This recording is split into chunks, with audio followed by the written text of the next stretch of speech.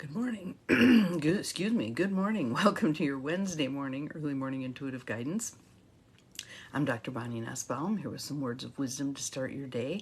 And I see this little light beam coming right into my brain. Hopefully it helps wake me up and get things moving here. So, hope you're all having a good start to your Wednesday. But let's start with some breathing. Nice deep belly breaths. In through the nose, out through the mouth. We're going to do 3 of them. One more. And one more.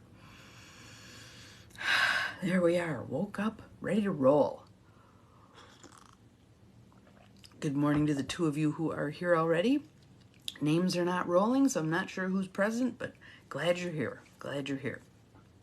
And I decided, rather than testing to see what we're meant to do today. Good morning, Gwen. Glad you're here. Welcome. Good morning. Good morning. I feel like it's important, Joneel, sorry, good morning. I feel like it's important to continue with what we were working on yesterday. Good morning, Cindy, welcome. Because communication is a big, hairy deal right now. Good morning, Carolyn. I think it's coming out of the shifts we're all making and the belches, wheezes, and coughs we're all having in terms of how do I convey what's going on within me to others, and who are going to be the others who actually will listen and hear me for where I'm at. Good morning, Ruth Ann, welcome. Rather than not get it. It's very painful when we're sharing something deep about where we're at and people don't get it. Thank you for the sunshine in the heart. I appreciate it. We're actually supposed to get up to almost 70 today. Wow. So I'm excited about that. I've got a full workload today, but every once in a while I'm going to be sneaking outside just to check it out. Good morning, Janine. Welcome, welcome. Glad you're here. So, we yesterday were talking about group relationships, group dynamics, how things tend to, how complicated it is when we're dealing with group relationships because there's so many people. And we talked about supervisory relationships where there's a power differential and how that can impact our willingness and seeming ability to communicate clearly. Now we're going to talk about shifting alignments. So, in other words, when a certain conversation is had, someone's in a particular mindset, and then when another conversation is had, maybe there's more people present, maybe it's a more formal conversation because it's a group meeting, blah, blah, something shifts. And the person who initially was having the conversation with you feels like you've jumped ship. So let's talk a little bit about that, and then we'll see how far we get with that, and then the next section will be on divisiveness, when someone's actively trying to drive a wedge between people, and appropriate ways to handle that. So, again, our book is Taking the War Out of Our Words, The Art of Powerful Non-Defensive Communication by Sharon Ellison, and we are now on page 255 for those of you who have the book. It's called Shifting Alignments. So let's take a breath. Let it go, and just tune in again with the intuitive part of yourself that knows what about this message you might need to soak up, all right? In our traditional methods of communicating, confidentiality, keeping many things secret, is central to how we protect ourselves. 2 or 3 people may have privately discussed an issue and come to an agreement. In family dynamics, the issue may be about a reaction to something one family member has done. At work, it may involve several people discussing an issue that will be discussed at a team or staff meeting in the future. After the private discussion, see if this chimes for you at all. Certainly chimed for me from corporate days, etc. After the private discussion, the most vocal person may speak up at the family dinner or during the staff meeting, thinking it is with the support of others. The person speaking will then feel betrayed when others who have privately expressed agreement either remain silent or actually disagree with what is being said to the group. Ever had that happen? It ain't fun. Many times, such shifting alignments are based not on intentional divisiveness, but on fear of speaking up. Good morning, Angie. Welcome. Glad you are here. On fear of speaking up in front of various family members or staff people, especially the people who are the go-along to get-along people. They feel very uncomfortable when a particular pink elephant is called out in the living room, rather than just, sweep it under the rug. Let's see what we can do. Elephants make a big bump under the rug. So it really is good to put stuff on the table, but oftentimes there's a lot of dynamics that go along with that aren't overly pleasant. So let's see what our options are here. The speaker may feel in a bind and thus not expose what the others said privately, but nevertheless feel betrayed. If the speaker does bring up the discrepancy, it's likely to be in an accusatory way. That's not what you said the other day. Any of you guilty of ever saying that? Either response, maintaining confidentiality or going on the attack, will have lingering ramifications, not only for the relationship among any subgroup, but also for the dynamics of that interaction on the group as a whole. Good morning, Bobby. Welcome, welcome. Glad you're here. Even when it's not an intentional betrayal, problems of duplicity, where people's alignments shift depending on what grouping they are presently in, happen constantly. You see that. Someone is more willing to speak up when it's just you and them than when it's the whole group. All that kind of stuff, right?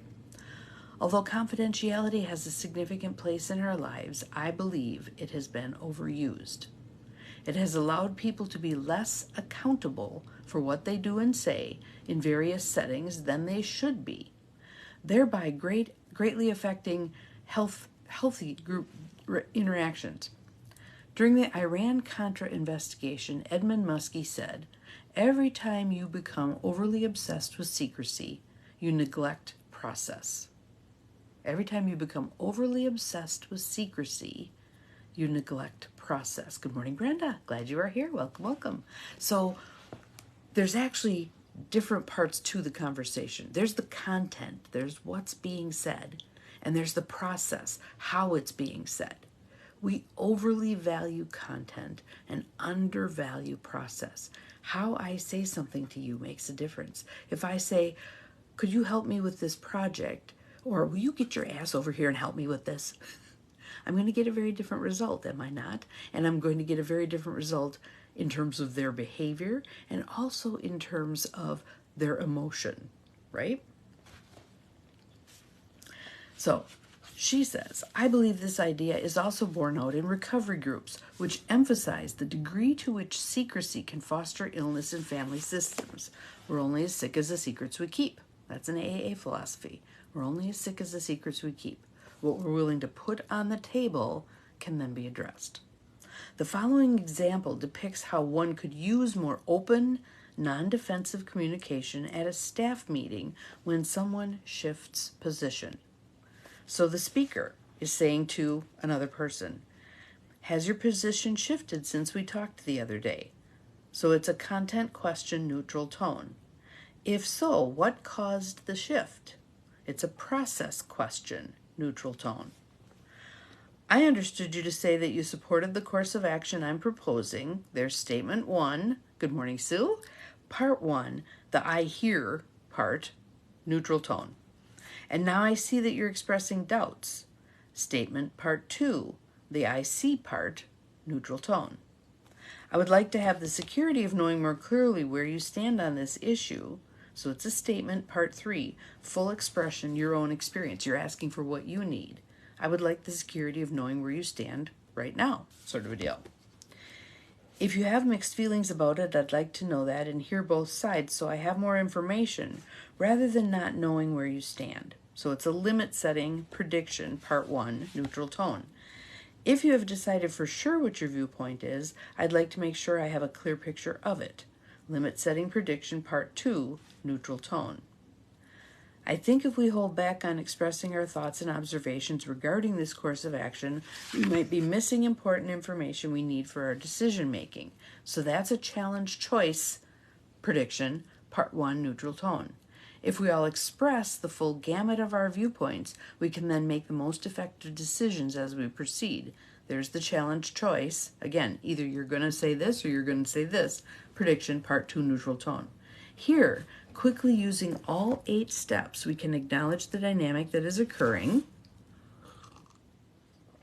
Excuse me. Effectively protect ourselves, hold the other person more accountable, be respectful of the fact that people's positions do shift, and provide non-judgmental guidance for the group. So basically, it's opening up for everybody at the group observing, okay, I'm being invited to give my feedback, and if I'm torn, to give both sides of my feedback, or 3 sides or 4 sides, however many you have. Sometimes we're in that place where it's not ready to settle into, I support this yet. And for the people who are the kinds of processors that once something comes out of your mouth, it's like it's God's gospel, you can say out loud, I'm just thinking out loud here. I'm not wedded to any one of these things I'm putting out there as options. I'm just putting them all out on the table. You've made it clear. You're not espousing a certain one. You're listing what you foresee, what you see as the options in your mind.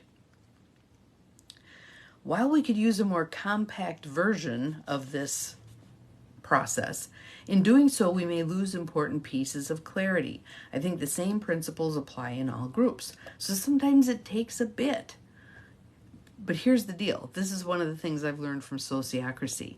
And people whine about how long the process takes. And I'm like, honey, if it takes us an extra 8 minutes on the front end and it prevents us from having to revisit this every week ad nauseum in the future, well worth the investment of the 8 minutes.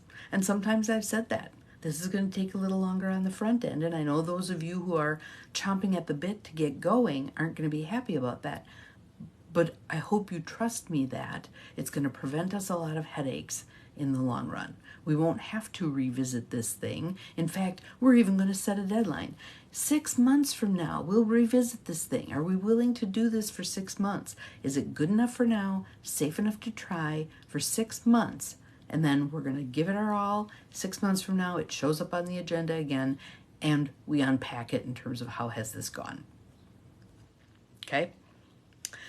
She says, did she stop for everyone or just me? Oh, I'm sorry. Again. I have no idea why that's happening. No idea. And it's not showing me slow internet or anything. So, bummer. Hopefully it'll start again. Hopefully the replay will have it in there. We'll see. So, she says, the risk of bringing things out in the open is that others may hold back their opinion in a private dialogue for fear it will be later publicly exposed. So if you told me something and I bring it up in the group, even if I don't identify you as the speaker, the next time you and I are talking, you may be less inclined to say something, knowing that I've had the history of trotting it out into the bigger group. So that would need to be discussed also. We often barter confidentiality for becoming privy to others' thoughts and feelings. I frankly doubt that it is necessarily a good trade because it often causes people to carry around many unresolved issues, including feelings of conflicted loyalty and betrayal. A chain is only as strong as its weakest link. I think this saying is more applicable when we use traditional communication methods than when we use non-defensive ones. We have had a strong tendency to allow the most negative person, whom I would consider to be the weakest link in terms of openness, confidence, compassion, and problem-solving skills, to dominate the energy and even the activities of the family or group. When we use non-defensive process, negative people do not have so much power. So I want you to hear that line again because I think that's important. When we use a non-defensive approach, negative people do not have so much power. So this next section on divisiveness spells that out more clearly. But the basic gist is, if someone is the rabble-rouser and either will make snarky comments or will, behind the scenes, agitate, if they know that you are going to kindly and lovingly call that out in the bigger group, they're going to be less likely to engage in that sort of behavior. So here's an example of that. So this section is called divisiveness. Some people are more actively divisive. Such a person may be openly negative or use forms of subtle manipulation to break down trust in a group. In extended families or at work, this may be the person who gossips back and forth, appearing to be most closely bonded to whichever person is being addressed at the moment. However, this is someone who accelerates conflicts by exaggerating what each person said to the others. So here's an example. Katie described a difficult situation that had confronted her during staff meetings at work. Her organization dealt with a great deal of confidential information. At the conclusion of several recent meetings, Simon, a team member, stared directly at Katie and said, "Let's all keep this information confidential." Katie felt trapped. She didn't want to defend herself and make it look like she had reason to do so, but she knew her silence left her defenseless against her coworkers' nonverbal insinuations that she was somehow leaking confidential information. She feared the effect Simon's obvious but covert message would have on others in the team. She decided she would talk to her supervisor, but realized that distrust had been planted in the minds of other group members, and unless she made a public issue, as she referred to it, out of Simon's seeming accusation, others in the group might feel ongoing distrust of her. So many issues overlap when we deal with several other people at once that it is often extremely difficult to speak up. Moreover, even when others treat us disrespectfully in a family gathering or professional meeting, we are still very reluctant to deal with it in a group setting because we feel we would be creating conflict. I believe when one person chooses to use the group as a forum for defensive maneuvers, it is appropriate to deal with it in the group. So if it happens at the group level, you can deal with it at the group level. An interaction between two people in any group virtually always affects others as well.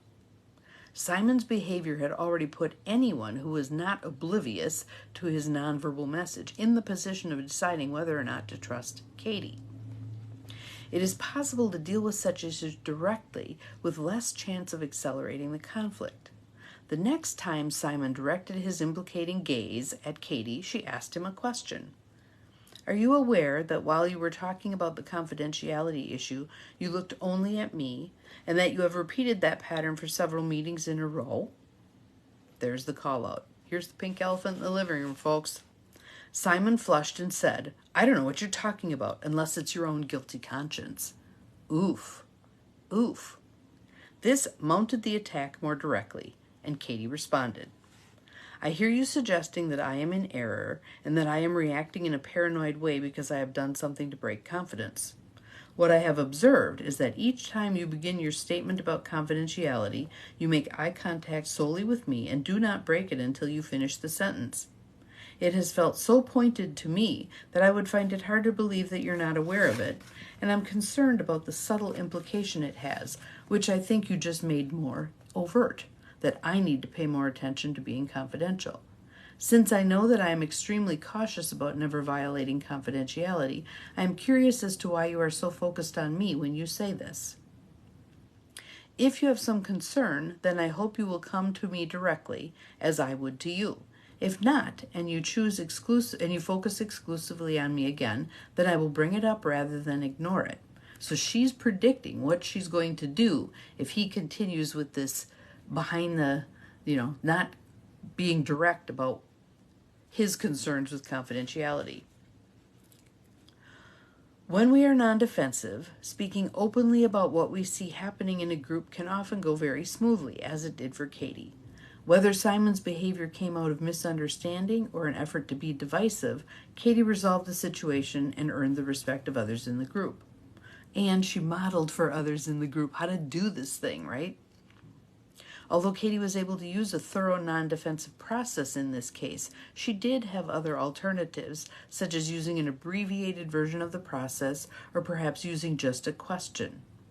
Or if Katie found it too difficult to address the issue in the group, she could speak to Simon privately or with her supervisor present. The main difficulty with a private meeting is that if Simon is making false implications, he could also distort what she has said privately and continue to attempt to discredit her. If Katie has her supervisor's support, either one might address the incident the next time it occurs. Again, if you're more comfortable with doing the private meeting, go ahead and do that, but do the if this then that prediction stuff. So if you continue to make these kinds of comments while staring directly at me, I will call it out in the meeting. If you choose to no longer do that behavior, I think we can move forward with the process with the team. You lay out both sides of the continuum and let that person make their decision. Should he bring it up again, staring at her, call it out. Call it out. So that's our sections for today. Again, I think very useful stuff and helps a lot of us who've been trained to be Midwest nice to actually address some stuff. And again, sometimes just the simple question. She went through that whole process, but just the simple question or a statement. I've noticed that when you say the statement about confidentiality, you look directly at me and you don't look away until you're done with that statement. Is there something that you're basing that statement on? Leave it sit. Leave it sit. Let it be uncomfortable. And so a little practice that I've learned, and I've talked about this before from my Mary Kay training, is you ask the question, you make the statement, and then you just sit neutrally. What can I get for you today? Smile nicely, sit there, wait. The next person who speaks is the one who's creating whatever commitment there's going to be. So he could do I don't know what you're talking about, blah, blah, blah. Let him fluster and bluster. It's going to implicate him much more than it's going to implicate you. So practice this. See if you can find some small situations, even something that's happened in the past, and go back to that person. I've had set that up with clients where it's something that happened 5 years ago, 8 years ago, 10 years ago. Way back when, I know this is a long time ago, you may not even remember it, but you said X when we were standing there with Joe and Jane, and I need to clarify that at this point. It doesn't matter how long ago it was. You've still got it in your head. It's still creating negativity and barrier between you and that person. Bring it out onto the table. That person may say, I don't remember that at all. But if I said that, I'm sorry. I have no idea where that came from, blah, blah, blah. Would you like me to address it with Jane and Joe? Yada, yada. Or they may say, I don't know what you're talking about. You're out of your mind, blah, blah, blah. How sometimes people are. But you can then say, I just wanted to bring it up. I want it off my chest. Now that it's out there, you can decide what you want to do with it. Up to you. Thank you for your time. Walk away. All right? You're emptying out the stuff that's not finished within you. All right? Give me some comments on this. What are your thoughts on this? Yeah, buts, what ifs? Or, my brother-in-law's a total a-hole and he's never going to respond well to this stuff, blah, blah, blah. Put it out there. Let's do some problem solving with it and see what we can come up with. So that's it for today. Taking the war out of our words, the art of powerful non-defensive communication. Hope there was some stuff in there that was helpful. We'll see you again tomorrow. Remember, you're capable of far more than you think you are. Bye-bye.